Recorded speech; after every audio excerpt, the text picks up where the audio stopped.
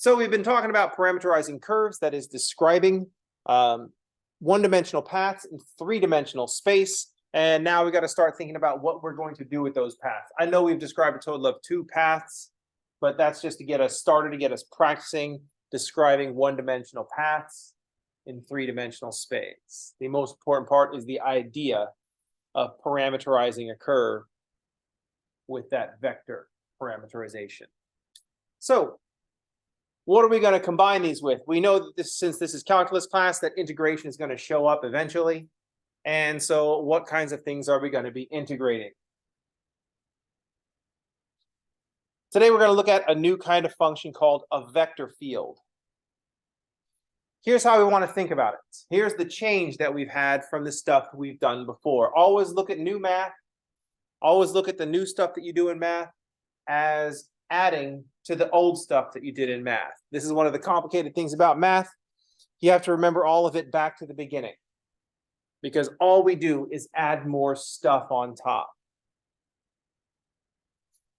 So back at the beginning, we talked about functions, not the beginning of this class, but the beginning of your career in math.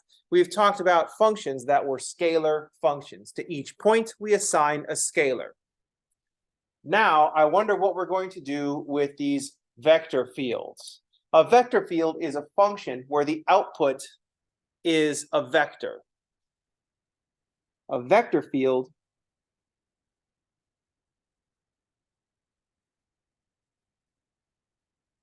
is a function for which the output is a vector.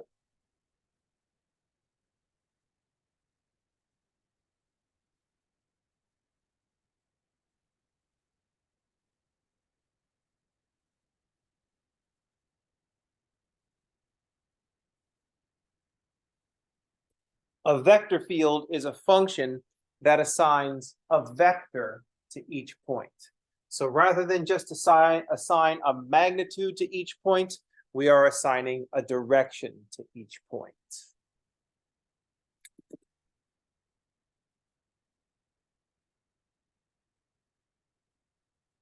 So now when we name the function, we got to give the function a vector name. So here's an indication that we're writing down a vector field rather than just a scalar function. But at each point, we will assign a vector. So the output will be some vector.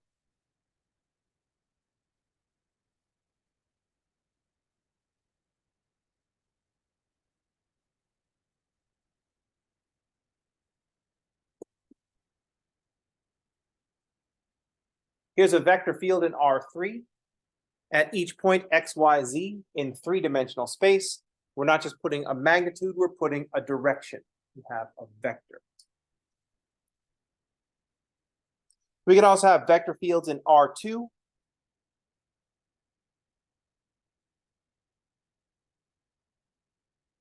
So at each point in two-dimensional space, we can assign a vector.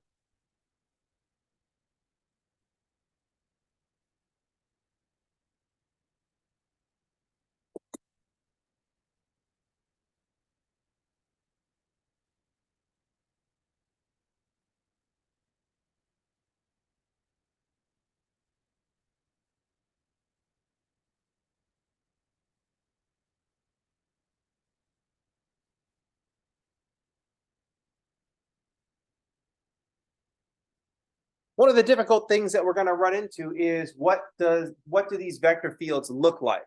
So what we want to imagine is at every point in the room, whatever room you're sitting in, I want you to alter your state of consciousness so that you could see the individual air particles flowing around in the room. Hold still for a second to let them establish their own pattern. I want you to imagine those little air particles flowing around in the room, because at each point, those air particles are showing you the vector that's been assigned to each point in the room. It's a little bit hard to picture because instead of just saying here's an X, Y, here's the output Z, and then just having a visual representation. Instead of just being able to plot a point, at every point we have to draw a vector. At every point, we have to draw a vector. So it gets much harder to visualize. So it's not just going to be like a graph where when we graph a function, we get a curve in R2 or a surface in R3. Here at every point, we're not just getting a value, we're getting a value and we're getting a magnitude and a direction. Let's look at an example of a vector field. We're going to attempt to draw it. So I'm going to pick one that's in R2. So we don't miss out on too much detail.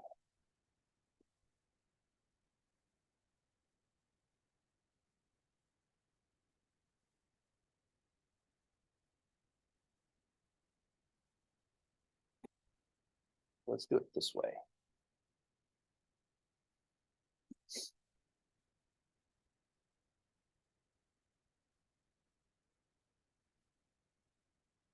Actually, no, let's start with our normal first one.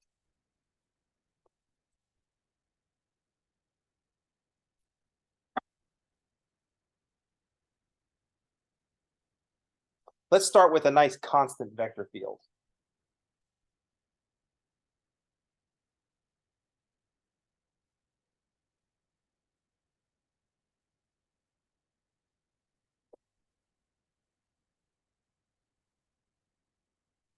Yes. So at each point, we're going to see the vector 2i plus 1j.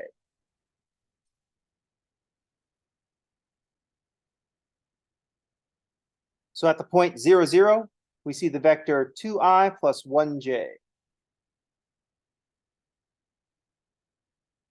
At the point 1, 0, we see the vector 2i plus 1j. At the point 2, 0, we see the vector 2i plus 1j. Everywhere, we just see this one vector, 2i plus 1j.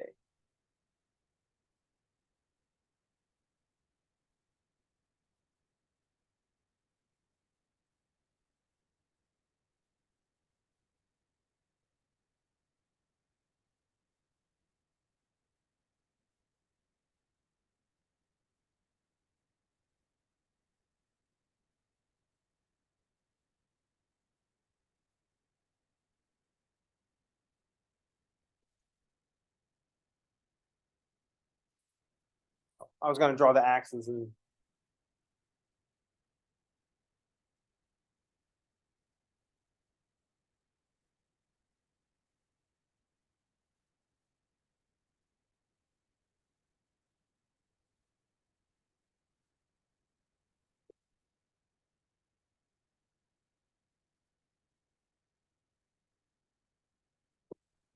so here's what a constant vector field would look like. All the vectors look the same, and they're all going in the same direction.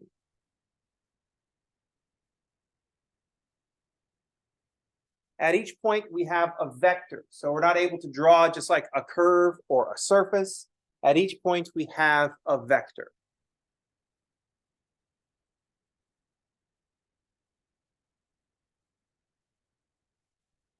So here we have a nice constant vector field.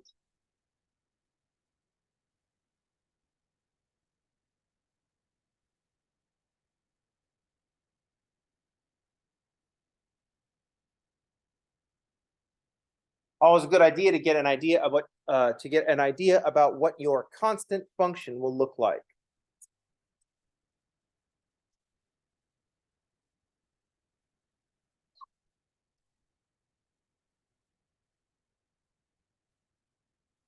Now we're going to start changing things just a little bit. So take something and just change a small bit of it.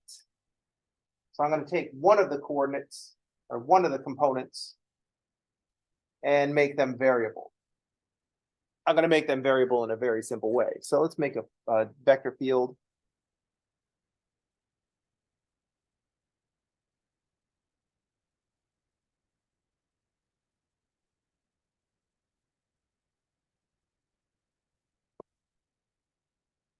the change in x is going to stay at 2. I'm going to change one thing.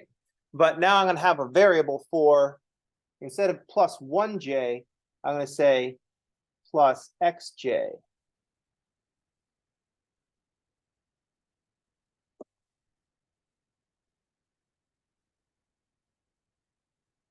So now my vectors are going to look different based on the value of x. My vectors are going to vary on values of x. So I'm going to see the same vectors when x is the same, but as x changes, we'll see different sets of vectors.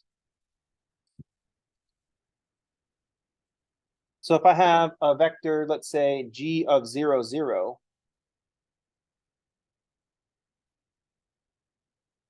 we get 2i plus 0j. G of 0, 1 is 2i plus 0j.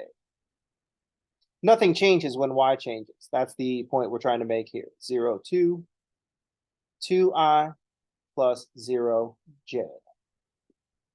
The vectors are going to change based on the value of x. So where x is constant, we see the same vector.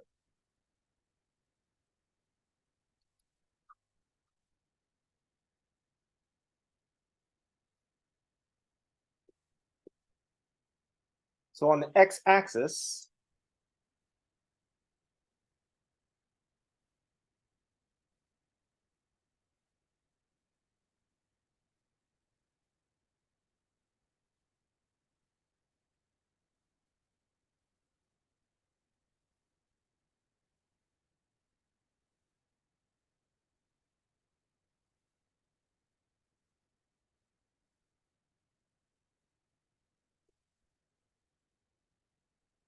I'll see the vector 2i plus 0j. So all my vectors are going to be these horizontal vectors.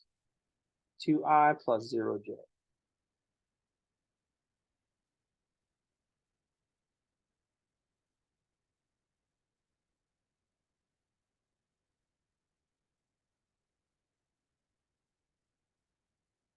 Now, if we go to a different value of x,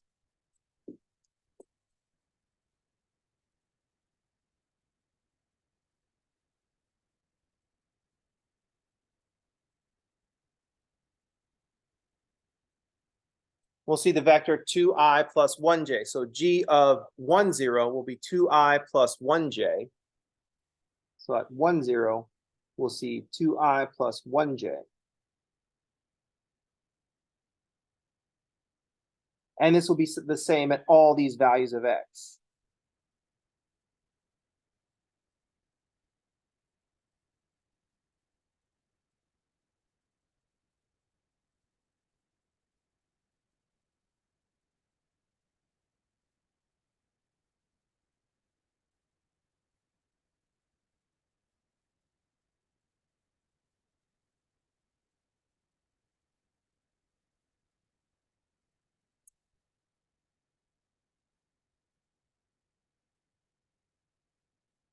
Then if we grab some other vectors, if I change the x again,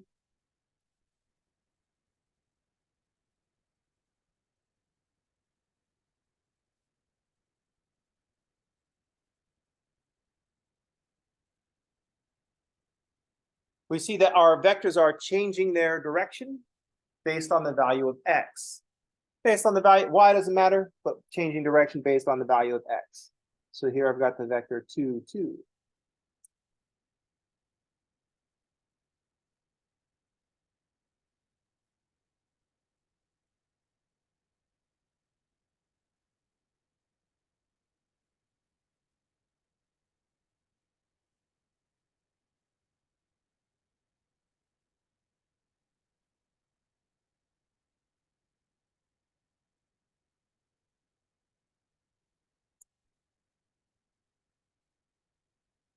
Notice that in this vector field, there's always this 2i. There's always this motion that's headed from left to right.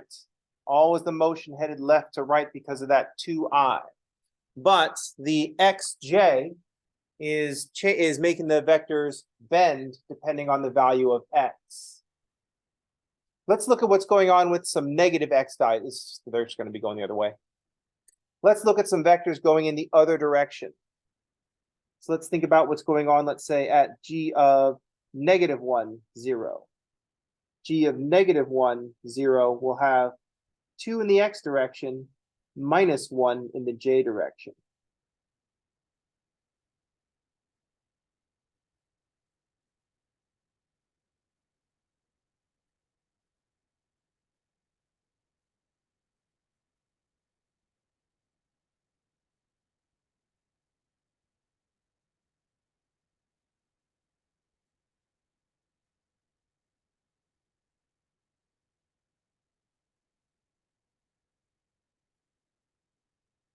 So there are some vectors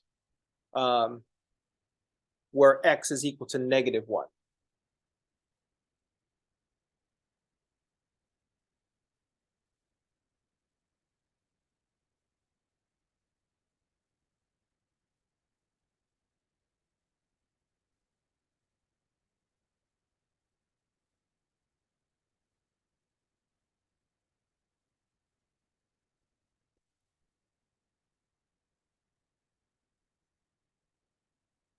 And if we go further back,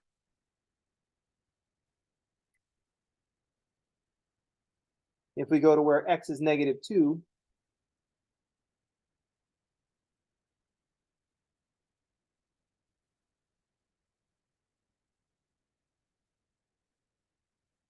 we've got 2i minus 2j.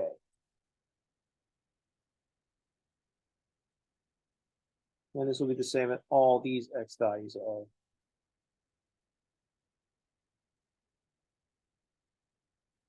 -2. I have to draw all of them now. I started a thing and now.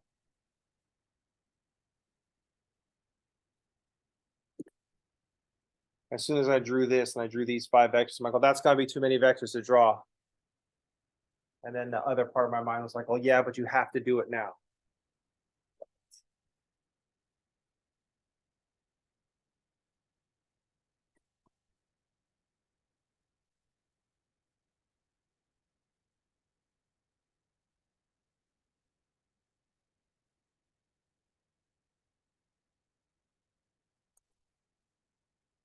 At each point, we have a vector.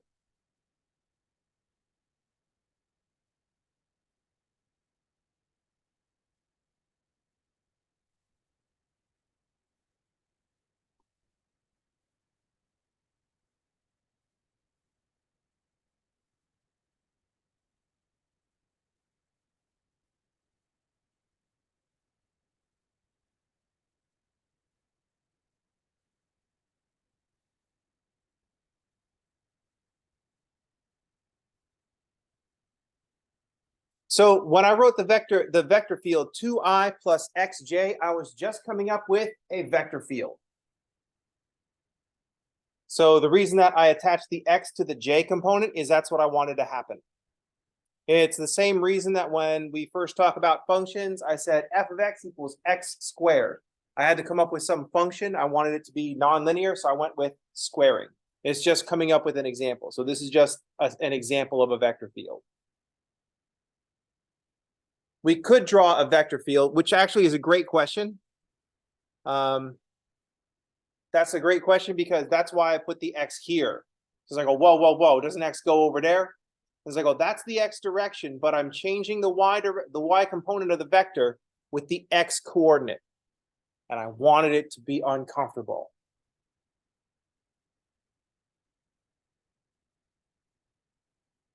So thanks.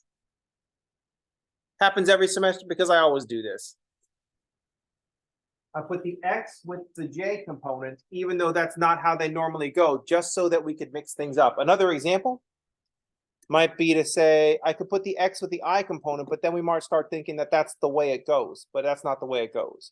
Here, this 2i is telling us what's going sideways, But the j component is what's going, how are we moving things up and down? And the motion up and down is based on the x coordinate.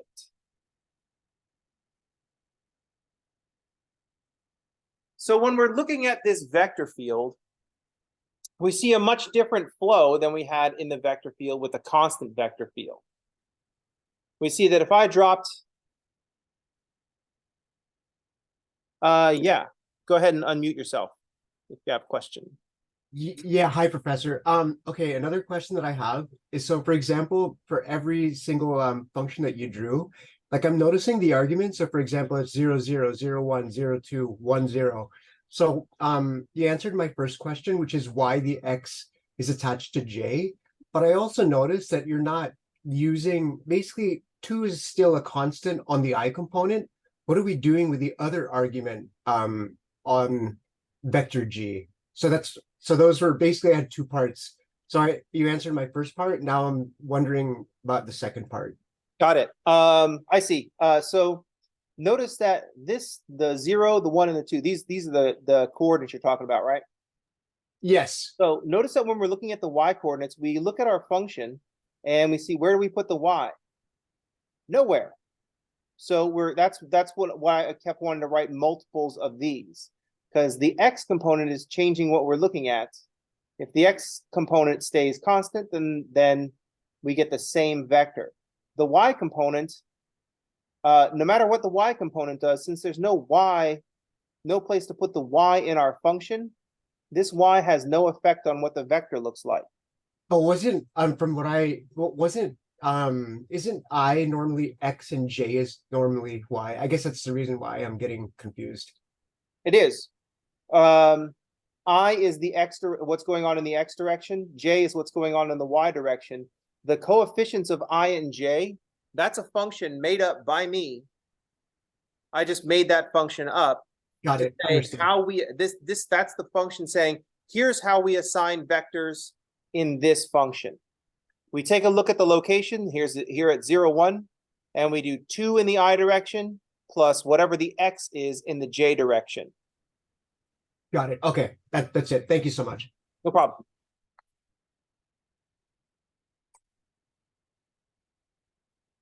Here's one of the things, and let's change that up and see what happens to our vector field. Here's one of the things that we want to think about when we're looking at a vector field. One of the things that we want to think about when we think about a vector field is, what is the flow of the vector field? What is it? What are all these arrows telling us is going on? So I want you to imagine the vector field as like the surface of water. And if we put, that's moving around. We want the surface of water and the surface, what's happening on the surface of the water. So if I drop a leaf on the water here, it's just going to follow this direction, 2i plus 1j, because we have a constant vector field. So the flow here, the flow of this vector field, is to just follow these vectors because they don't change, right? So just flow. Just follow these vector fields, these lines.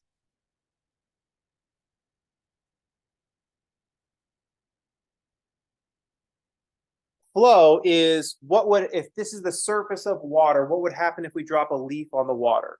The leaf will just follow the flow.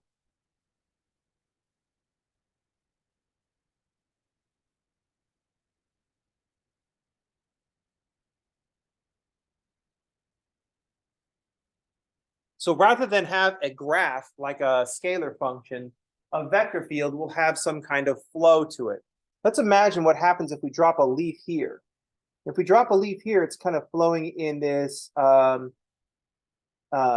minus 2j. But as we move along, as the x decreases, according to this vector field, the j component increases. So it kind of flattens out. And so if we were to imagine the flow in this vector field, we would see that it's kind of flows down, flattens out, turns here at the y-axis, and bends back up. So our flow here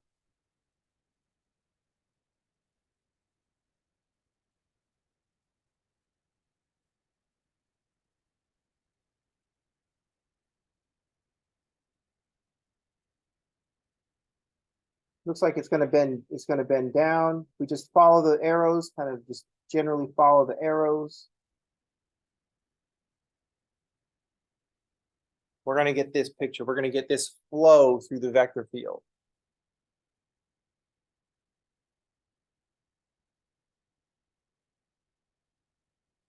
I want you to see the vector field flow, the flow of this vector field. I haven't defined what the flow of the vector field except in those very abstract terms.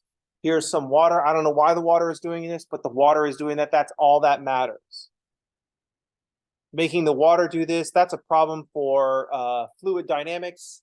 And I dropped my fluid dynamics class. I never finished that class. So I think it's because I want to make this kind of flow. And then I go, Elite, you got to get your math out of here. I'm like, oh, lab works out better in my head than it does in the lab. And then my advisor is like, well, maybe you're a math major. Then the lab started working out all the time. Amazing. I want you to see this flow. So this flow is just kind of like down and then up again, down, down, and then up again. That's the flow of this vector field. What would you guess is the shape of that flow? What's the first thing that you think of when you see this kind of like down and then up again? What do you think of when you see that flow? Give me a shape. Give me a shape. It's okay if you don't have it. What's that? Parabola? Parabola. Exactly right. Your instincts are good. All of you who are thinking parabola, that's exactly right. Why is it parabola? What might tell you about parabola? Besides, it's generally kind of like down and then up again. So we got parabolic flow here. The flow is parabolas. Think about why it's parabolas.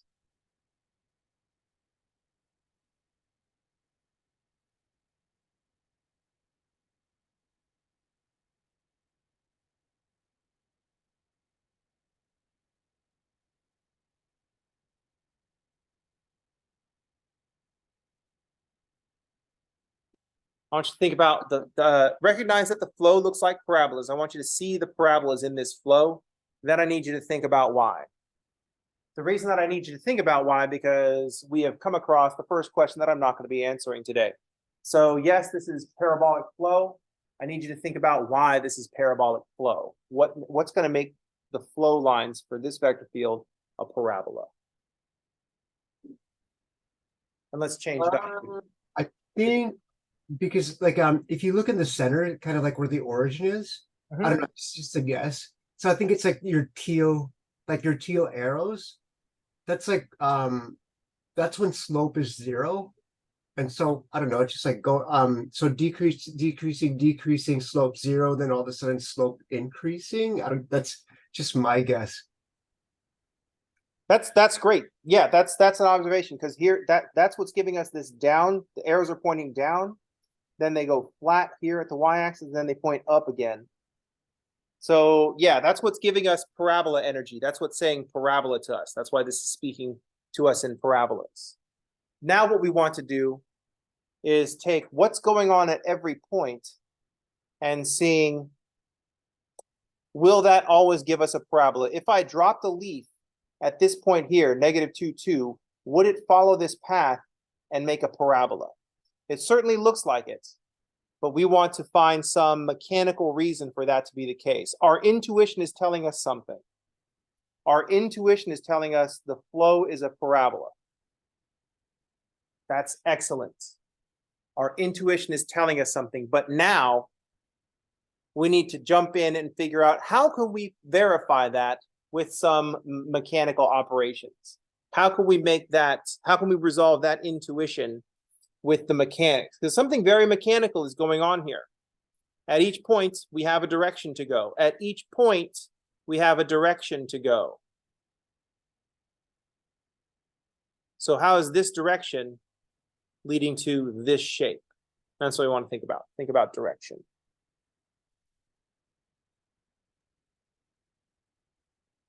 Professor? Yes. I have one last crazy question for the day. So when, because you're using a leaf analogy, right? So what's throwing me off with your leaf analogy in this parabola right now is when you mean up, like I'm literally thinking in my head up, as in like the leaf is flying back up. But if the leaf is actually on a pond, should I think in 2 dimensions, as in like it's just literally as the leaf is moving as you're drawing it? So that's what I'm kind of like. Yeah, think in two directions. I kind of went up and then left and right, and then I called this up and down. Got it. So don't think So in imagine 3D this is the as like surface of the water. understood. Thank you. Yeah. So the path, if I dropped a leaf here, it'd initially be going at this angle, but then by the time I got here, it wouldn't be going at this steep anymore. It'd be kind of going a little bit flatter. And then so by the time it got to this x value, it'd be going in this angle. And then by the time it got down to the y, so it's kind of still going down. So we're lower than we're lower. So I'm thinking lower and then upper. So yeah, that was the orientation I was thinking of. So the leaf would kind of follow this pattern, this parabolic path. How's everybody okay? Remember, we're doing a wildly different thing. We're still taking each point and assigning something to it. That's what a function does. But now we're assigning a vector, and we want to think about what kinds of things we're going to get when we have a vector at every point. One of the things that we want to think about is the flow of the vector field. The flow of the vector field. Oops. I already thought class was going to be over early for a second, because I was at the end of my notebook, but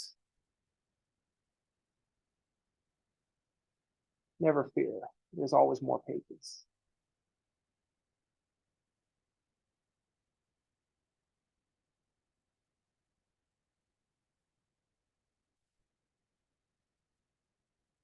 It's not a rule that we're always going to use capital letters for vector fields, but I'm always going to use capital letters for vector fields. I don't know if I can stop.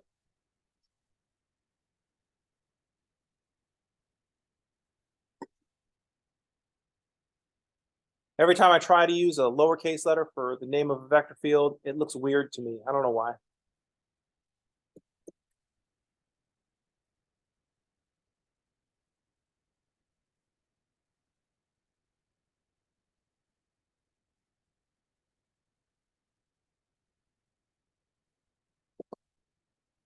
This vector field is going to do something else. Notice that I've got this same flow. My left-right flow is going to be the same. But now my J direction, my up-down flow, that's going to be different. I kept this the same, but I changed this. Instead of getting my J direction from the X component, the coordinate, I'm getting it from the Y coordinate.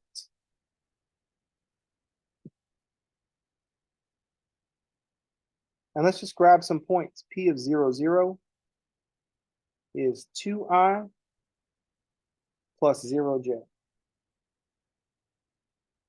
That one agrees with the previous because we're at 0, 0.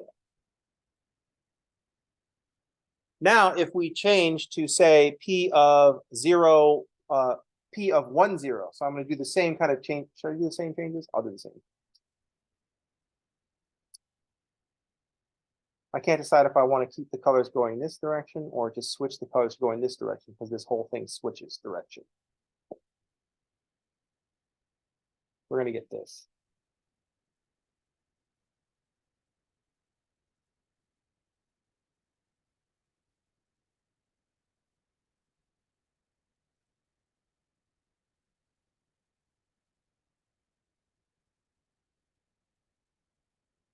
So here I got the point 0, 0. I have the direction 2i plus 0j. But now, like before, when I go to 1, 0, I get the vector 2i plus 1j.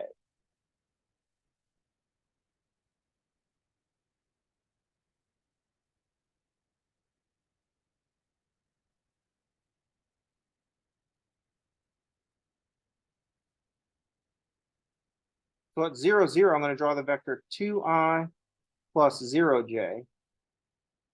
But at the point 0, 1, I'm going to draw the vector 2i plus 1j.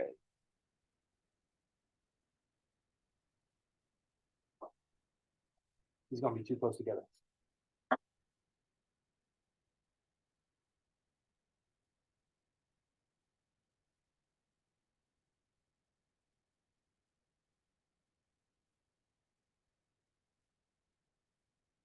at the point 0, 2. So notice that the x doesn't appear anywhere in our vector field. I'm going to draw 2i plus 2j. So 2i plus 2j.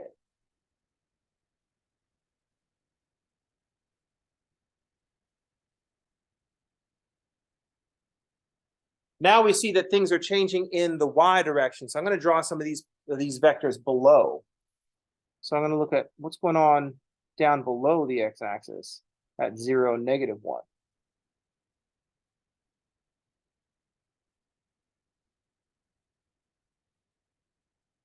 Two I -1j.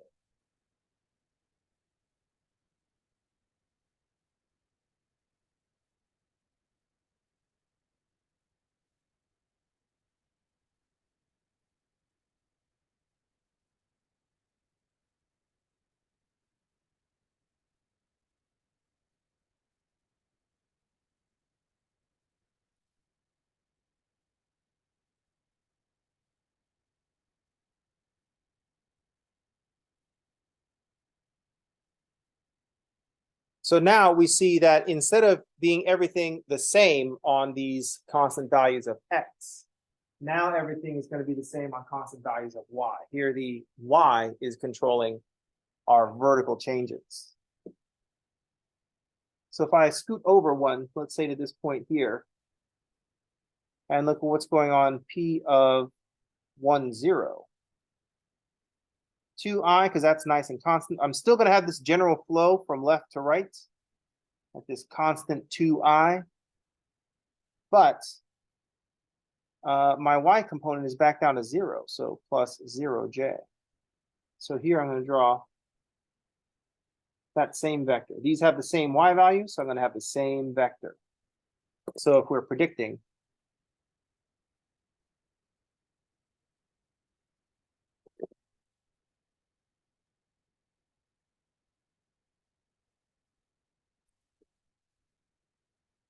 said if we're predicting, we're always predicting.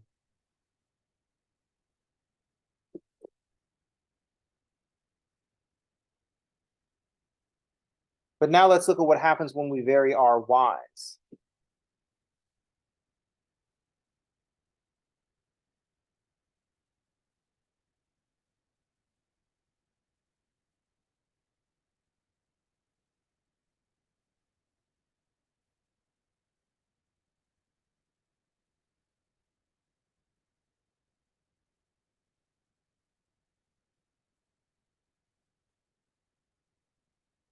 At this fixed value of x, all the y, it's the vectors are changing in the y direction.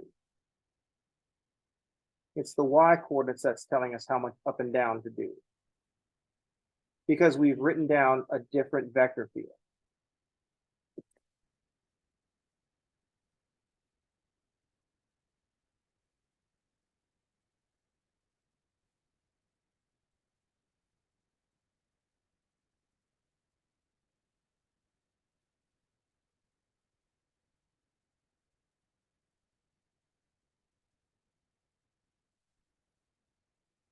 What we're running into at this point, first of all, notice that I'm not writing down all these points, the points anymore, our calculations. I'm just trying to get an idea of what's going on. The question becomes, how many vectors do we have to plot?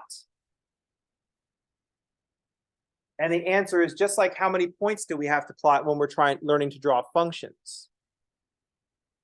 As many as it takes to get an idea about what's going on. So at this point, we've got the idea about what's going on. The vectors are the same on all these different values, on all the values of x. When x is same, vectors are the same. So I'm just going to keep drawing that.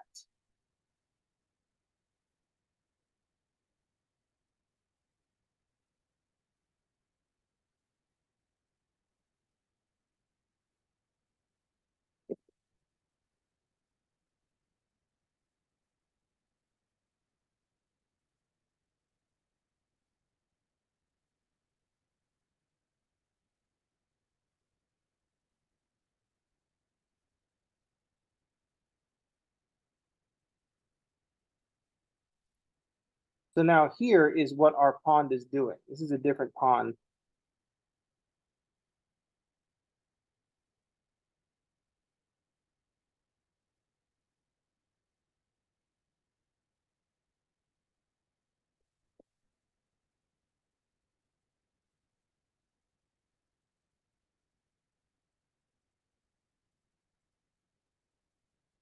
So now we see a different flow on this graph. We see a different flow on this graph. Notice that if we start along the x-axis down here, if we start along the x-axis, we're just going to kind of follow that line. This graph has something different than going on than the other graph. This graph has a distinct line where nothing changes. If you are on, once you get to the x-axis on this graph, you are forever on the x-axis. So the very interesting flow here.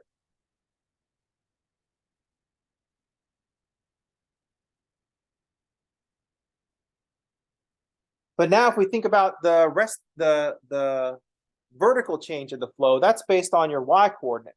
So if you're close to the x-axis, you're not changing up and down very much, up and down. So what's vertical, that's going to be relative to the y-axis, the way I've drawn it here.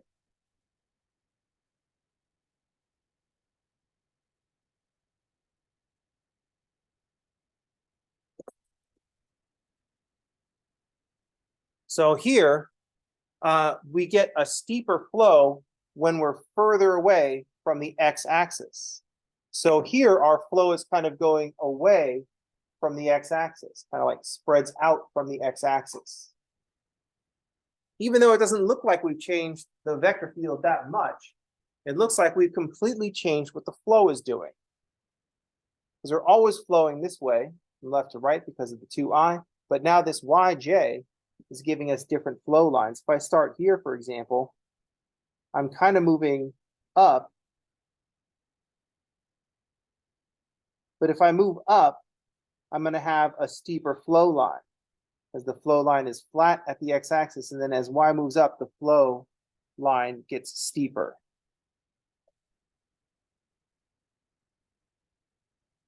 So if we imagine they starting here, let's say, as we cruise along, as the vector field is pushing us generally away from the x-axis, and as we get away from the x-axis, our flow gets steeper.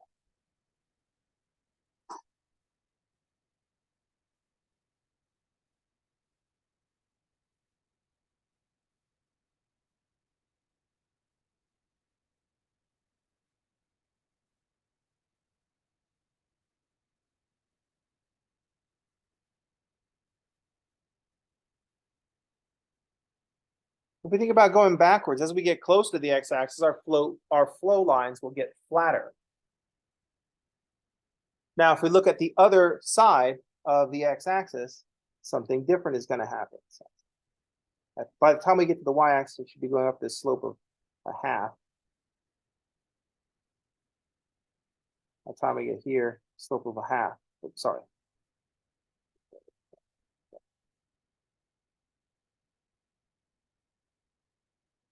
Now, if we look at the flow on the other side,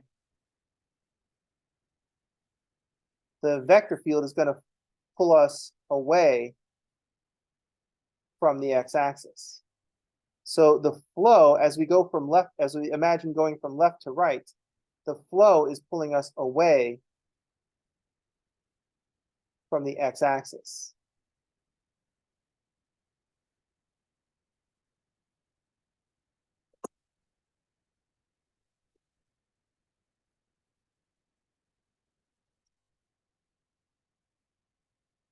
Does anyone have any thoughts about what kind of flow we're getting here? So our flow pulls away from the x-axis. Oops. I wrote capital F, so I put a vector on it. Flow pulls away.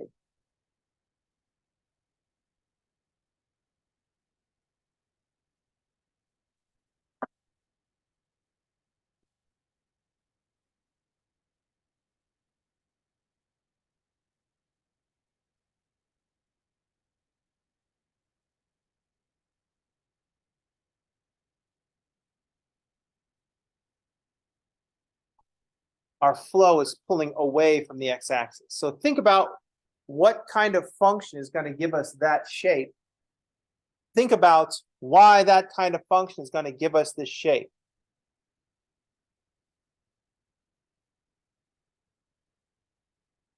All right.